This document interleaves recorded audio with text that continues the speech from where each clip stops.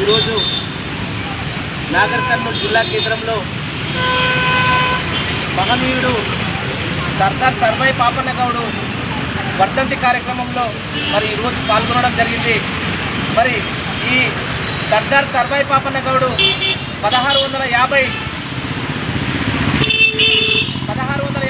August 18 తారీఖు నాడు మరి సర్దార్ సర్వై పాపన్న గౌడ్ జన్మించడం జరిగింది.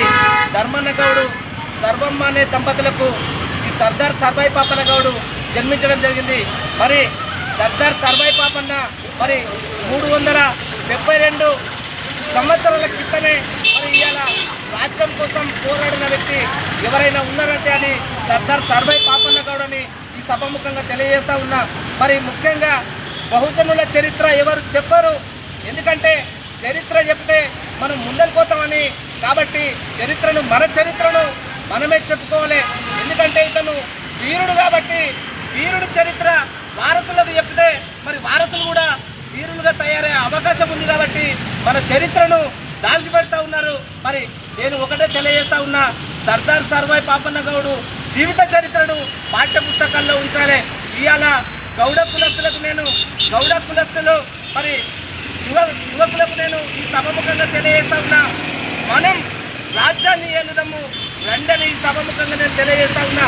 మరి మన తాతలు తండ్రులు మరి కన్నుమౌలకు ఇస్తే ఇవాళ మనం రాజ్యం మేలాలి.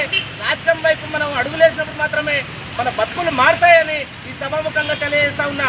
అదేవిధంగా తెలంగాణ రాష్ట్రంలో మరి గౌడ బిడ్డలు కనీసం 20 లక్షల మంది ఉన్నారు. మరి ఇవాళ 100% లేని జనాభా రాజ్యం వెళ్తూ ఉంటే 20 లక్షల మంది మనం ఇంట్లో ఉండి ఏం చేస్తూ ఉన్నాం, ఎవరికి జెండా మోస్తూ ఉన్నాం, ఒకసారి ఆలోచన చేయాలని ఈ సభాముఖంగా తెలియజేస్తూ మరి ఈ మహనీయుడు సర్దార్ సర్వై పాపన్న గౌడ్ 372 ఆ ప్రాంతంలోనే మరి రాజ్యం గురించి ఈ దేశంలో ఎన్నో కోటలను కైవసం చేసుకున్న గొప్ప వ్యక్తి సర్దార్ సర్వై పాపన్న గౌడ్. కాబట్టి ఆ మహనీయుని అడుగుజాడల్లో ప్రతి ఒక్కరూ మరి బహుజనులని ప్రతి ఒక్కరూ నడవాలని కోరుకుంటూ ఈ సభకు ఇచ్చేసిన మరి అన్న తిరుపతి గౌడ గారికి ప్రత్యేకంగా మరి ధన్యవాదాలు తెలియజేస్తా ఉన్నా.